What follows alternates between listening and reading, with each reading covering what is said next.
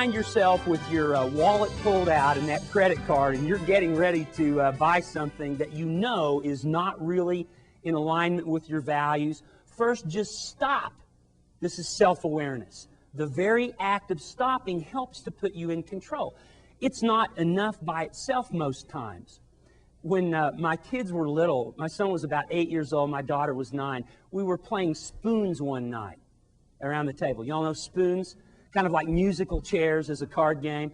And whoever, you're passing cards around, and whoever gets a certain card, they grab a spoon. And there's one less spoon than there are players.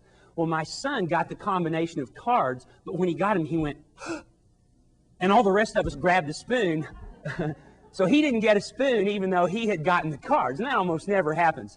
So he jumps up from the table, and his face is already beet red, and he goes running out of the room.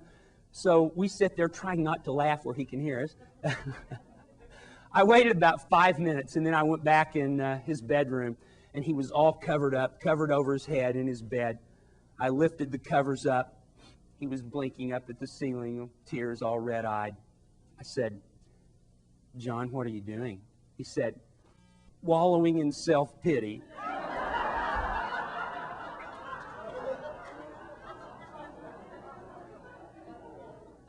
I said, "All right, well, as long as you're clear on that, whenever you're done, come on back out." So self-awareness isn't enough by itself. You know, when we get together as a South Central business group, it's all about learning from each other. Working alongside Mike and the senior business directors to help to put together this meeting gave me an opportunity to work with many outstanding and talented people from the FranklinCovey organization, including our next guest speaker. J.D. Frailey has been with FranklinCovey for nearly 5 years. Preceding that, he had 20 years experience with Southwestern Bell. During his 5 years, he has been working with people and organizations to help them identify and realize their most worthwhile goals. He is a long-distance runner with a personal goal of completing a marathon in each of the 50 United States. He is an author of the book, In the Spirit of Service. He is a native son of the great state of Oklahoma, and he currently resides in St. Louis, Missouri. He has a lot to tell and show us today, so please join me in welcoming J.D. Frailey.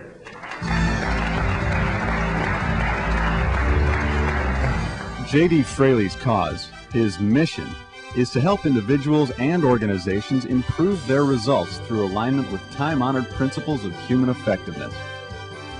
J.D. has conducted first-class seminars and appeared in keynote addresses across the U.S. and around the world. Regardless of the audience's unique issues, the focus of J.D.'s programs is always on results. So the New York City taxi cab driver goes in, preacher steps up in line. St. Peter says, "Brother preacher, based on your service on earth, we have for you a robe made of medium-grade cotton from Mississippi." Preacher thinks, "What?" He says, "And we have for you a staff made of hand-rubbed oak wood with a nice copper cap." Preacher says, "Well, I don't mean to be ungrateful, but I couldn't help hearing what the New York City taxi cab driver got, and, I've been a preacher all these years. I just don't understand." And St. Peter said, he said, "Well, let me explain. Here in heaven, we reward based on results. And I think that you'll agree that there were times during your years of preaching that some of the people in your congregation were daydreaming or sometimes even asleep." He said, "Well, yes, that's true." He says, "Well, that New York City taxi cab driver, when he had people in the back of his cab, brother, they were praying."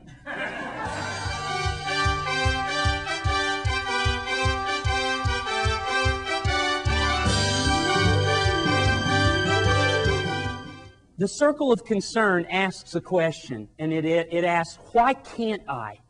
Why can't I save money?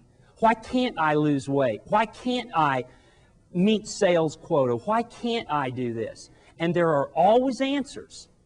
In my classes, I do an exercise with this, with the circle of influence, circle of concern. I do it with someone who's chronically late to work.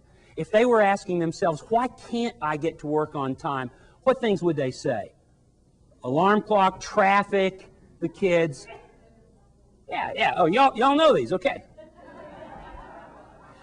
These are disempowering. Every answer to this question, by the way it's defined, is disempowering. So if you hear the words come out of your mouth, why can't I, or why can't we, let that be a red flag.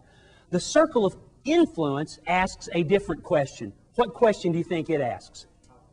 How can I?